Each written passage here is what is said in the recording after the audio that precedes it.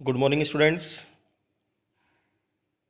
Myself, Dr. Indresh Kumar, working as a PGT chemistry lecturer in Suraj School, Rewadi. Chemistry first chapter name is Some Basic Concept of Chemistry. Today we will discuss golden key points for mole concept and some important numericals. Let us start. First of all बेटा, moles निकालने के लिए एक easy method और बता रहा हूँ मैं आपको। मान लो क्वेश्चन को डायरेक्टली अगर आपको सोल्व करना हो, ठीक है। मैंने यहाँ पर आपके सामने एक चार्ट बना रखा है, अगर आपको दिख रहा हो ध्यान से देखना बेटा इसको। इसमें एक कंसेप्ट को याद रखना, दूसरे को आप रिवर्स कर सकते हैं। देखो, नंबर ऑफ मोल्स है, फिर यहाँ पर मोलरिटी है, फिर यहाँ पर मास इन ग्राम है, यहाँ पर वॉल्यूम इन लीटर है, और यहाँ पर नंबर ऑफ पार्टिकल्स है। तो बेटा ध्यान रखना, अगर आपको नंबर ऑफ मोल्स से मोलरिटी तक पहुँचना है तो उसको डिवाइड कर दो वॉल्यूम से। नंबर ऑफ मोल से आपको मास इन ग्राम निकालना है तो मल्टीप्लाई कर दो मोलर मास से। नंबर ऑफ मोल अगर गिवन हो और उससे आपको नंबर ऑफ पार्टिकल्स यानी मॉलिक्यूल्स तक पहुंचना है तो मल्टीप्लाई कर दो आवोगाद्रो नंबर से। एन का मतलब होता है आवोगाद्रो नंबर। अच्छा, दूसरा इंपॉर्टेंट पॉइंट, एन की जो वैल्यू होती है वो ध्यान रखना 6.022 इंटू 10⁻23। ये बेटा एन की वैल्यू होती है, ठीक है। और अगर आपको नंबर ऑफ मोल से अगर वॉल्यूम कैलकुलेट करनी है तो आप 22.4 से इसको मल्टीप्लाई कर देंगे, ठीक है। अच्छा, इसी चार्ट का रिवर्स, ये तो मैंने, अगर मान लो मोलरिटी दे रखी हो और मोल्स निकालनी हो तो उसको वॉल्यूम से मल्टीप्लाई कर दो। अच्छा, अगर वॉल्यूम दे रखी हो, मोल्स निकालने हो तो डिवाइड कर दो। अगर पार्टिकल्स दे रखे हो, मॉलिक्यूल दे रखे हो और मोल्स निकाल रहे हो तो आवोगाद्रो नंबर से डिवाइड कर दो। और लास्ट, अगर मोल्स दे रखे हैं और मास निकालना चाह रहे हो तो क्या करोगे आप, मास दे रखा है और मोल्स निकालना चाह रहे हो तो डिवाइड कर देना उसके मोलर मास से, ठीक है। जैसे एक सिंपल क्वेश्चन लेता हूँ मैं, question number 1, calculate the number of atoms in each of the following. आपको दिया बेटा 52 मोल्स ऑफ हीलियम दिया, क्या निकालना है, number of atoms. 52 moles of helium ये दे दिया, क्या निकालना है, नंबर ऑफ एटम्स निकालने हैं। तो मोल्स दे रखे हैं, एटम तक पहुंचना है तो क्या करेंगे, मल्टीप्लाई कर दो एन से। तो ये लीजिए, ठीक है। 52 यू ऑफ, यू का मतलब होता है बेटा यूनिफाइड मास, ठीक है। और वी नो दैट हीलियम के लिए जो होता है वो कितना होता है, 4 होता है। तो 4 यू ऑफ हीलियम कितना एटम, 1 एटम। और 52 ऑफ हीलियम कितना, तो 1/4 इंटू 52 कितना आ गया, 13 एटम्स। ये तो बिल्कुल सिंपल था। अगर मान लो ग्राम दे रखा हो 52 ग्राम ऑफ हीलियम, तो ग्राम में वैल्यू दे रखी है आपको, तो यानी ग्राम में वैल्यू दे रखी है। और क्या पूछा है, नंबर ऑफ एटम्स। तो पहले तो आप मोल्स निकाल लेंगे और फिर उसके बाद, तो देखो ग्राम में वैल्यू है, मोल्स निकालने के लिए क्या करेंगे आप, डिवाइड कर दो उसके मोलर मास से, कर दिया, ठीक है। एटम्स निकालने के लिए क्या करेंगे, मल्टीप्लाई कर दो एन से। तो ये लीजिए आप 13 इंटू 6.022 इंटू 10⁻23, तो ये आ गया आपके पास एटम्स। तो ये तो क्वेश्चन नंबर 1 था।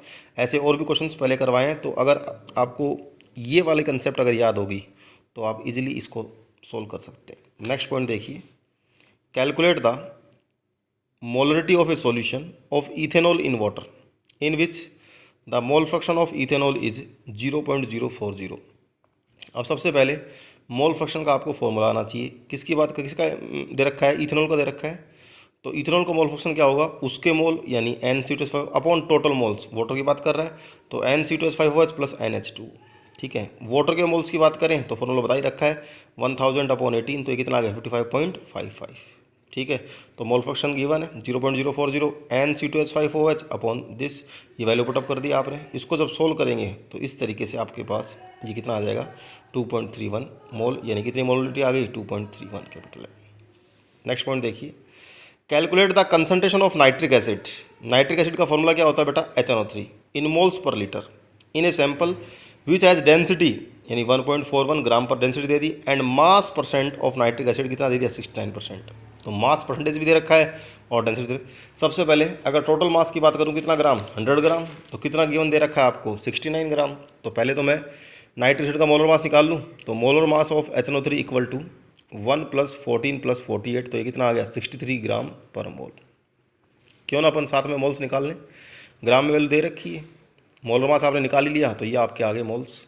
वी नो दैट डेंसिटी क्या होती है, मास अपॉन वॉल्यूम, तो मास अपॉन वॉल्यूम, तो वी निकाल लें इससे 100/1.41, ये आपके पास क्या आ गई, इसकी वॉल्यूम आ गई। तो कंसंट्रेशन बची, तो मोल पर लीटर वैल्यू पुटअप करके और इस तरीके से आप इसको सोल्व कर सकते हैं। सिंपल क्वेश्चन था ये। नेक्स्ट क्वेश्चन देखिए, chlorine is prepared in the laboratory by treating manganese dioxide, formula क्या होता है मैग्नीज डाइऑक्साइड का MnO2 with aqueous HCl according to the reaction.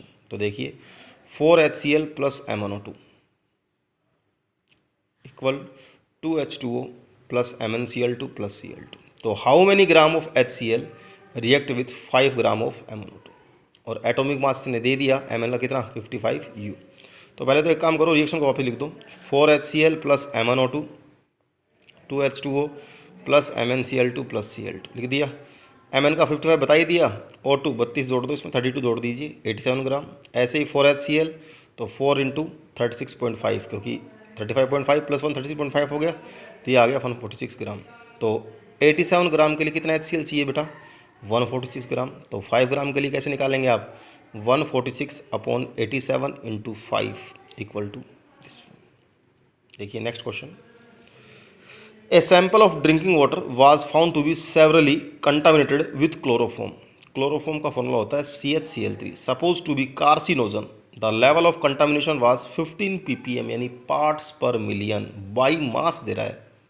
ठीक है, पहले तो एक्सप्रेस निकालना है आपको this in percentage by mass, और सेकंड आपको मोलरिटी निकालनी है किसकी बेटा, क्लोरोफॉर्म की।